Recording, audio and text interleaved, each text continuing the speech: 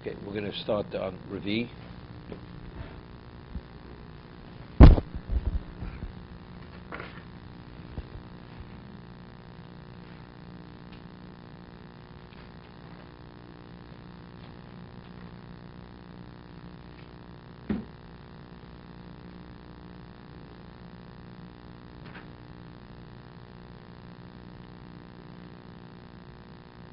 We'll do Lamed Beis.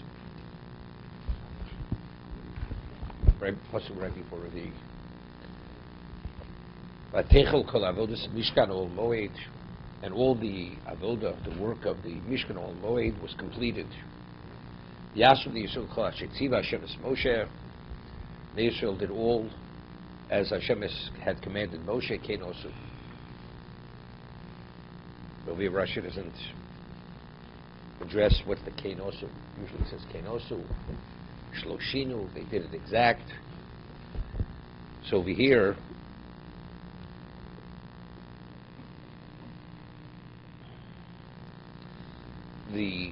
grammatically speaking, Vatechel means, and it was completed. I mean, it should say they completed it. Right? What's Vatechel? So over here, the Orach Chaim HaKodesh explains, Vatechel, Pirshem lo kilu, Shem hoy Hashem mitzvah od ba'avodosi yisbarach yasmnei Yisrael b'cholos nafshom, she'ela shekol ha'mlocha shetziva Hashem. Understand?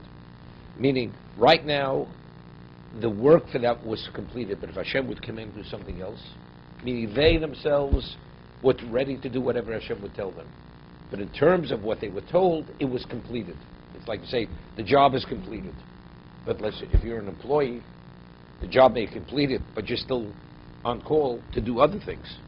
So Vatechal indicates what is their mindset. It's not, we're here now, and once we're finished, we're out of here. Vatechal, but then he says something else interesting. The menorah we had earlier was not made by them, correct? It was too difficult. Hashem says, just put the gold in the fire, it came out of menorah. So it was Vatechal. If they would have been the ones to do every aspect of the Mishkan, they completed the Mishkan. But since it wasn't them who completed the Mishkan, therefore it's Vatechel. The Mishkan was completed. These are two pshatim, he says.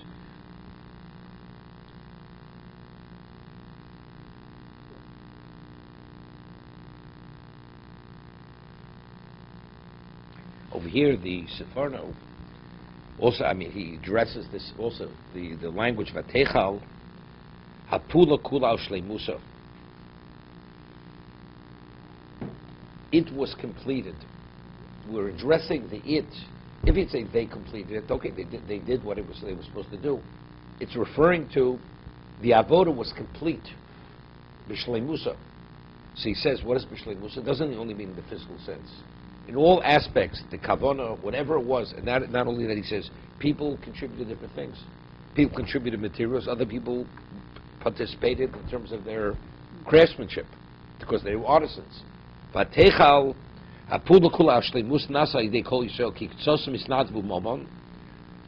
certain segment, they donated their money.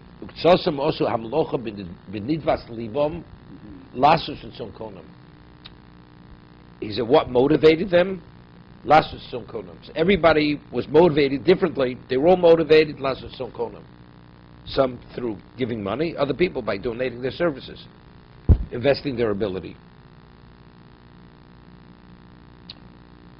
See here, he says what Rashi said, what says Vayasake Aaron, right? By Hadlok Saneros, right? So over there, so the question is this, what do you mean? He lit the menorah as he was told to light the menorah. What if he's Shvochu Shloshino? So they say all kinds of pshatim by Aaron, by Hadlok Saneros. He says Kenosu lo pochs lo Yosef.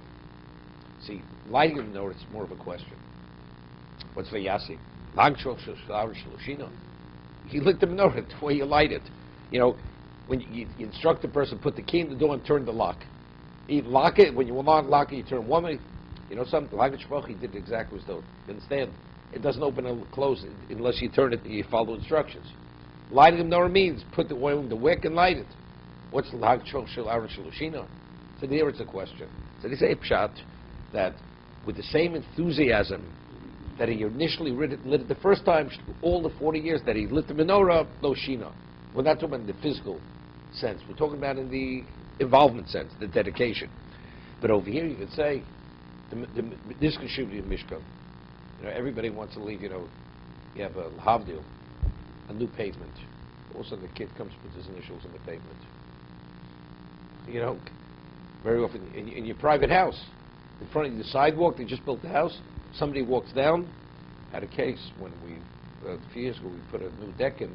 So there's a slab of what's his name, concrete. They pour concrete for after you get off deck.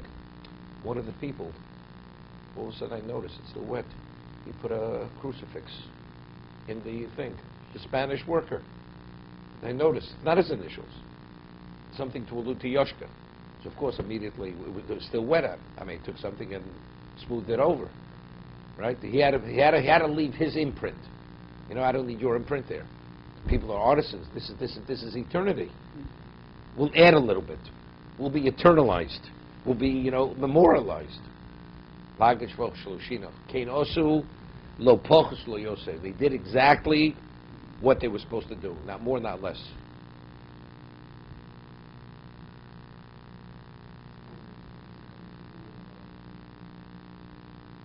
Sure, no question.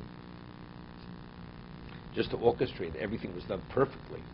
The gold was ready in time, and it had to be hammered out. It had to be this. It had to be cut exactly the size in terms of the threads.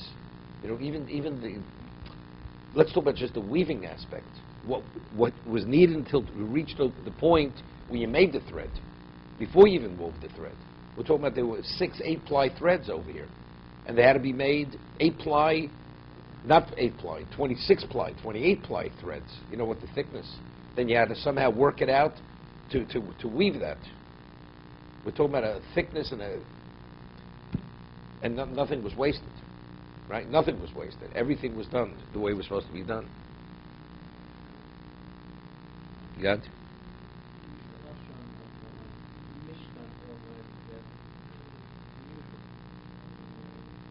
No.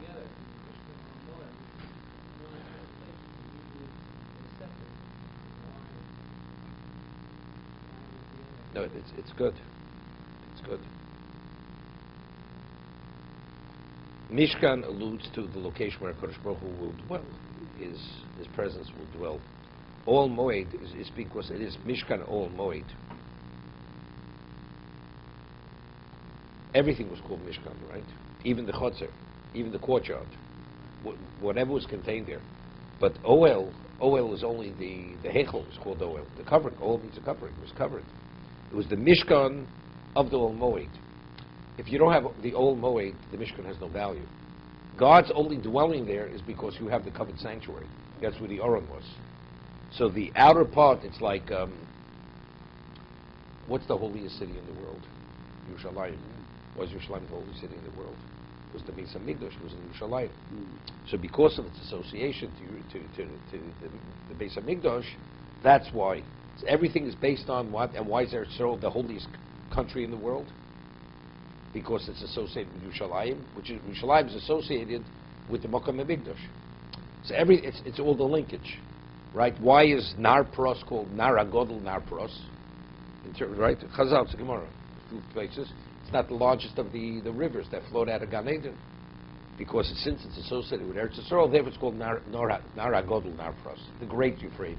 It's not in the physical sense, in terms of its association. It's Mishkan Ol Moed. It's the Mishkan because it's associated with the Ol Moed. Here we're talking about the totality. There's the Ol Moed, there's the Mishkan.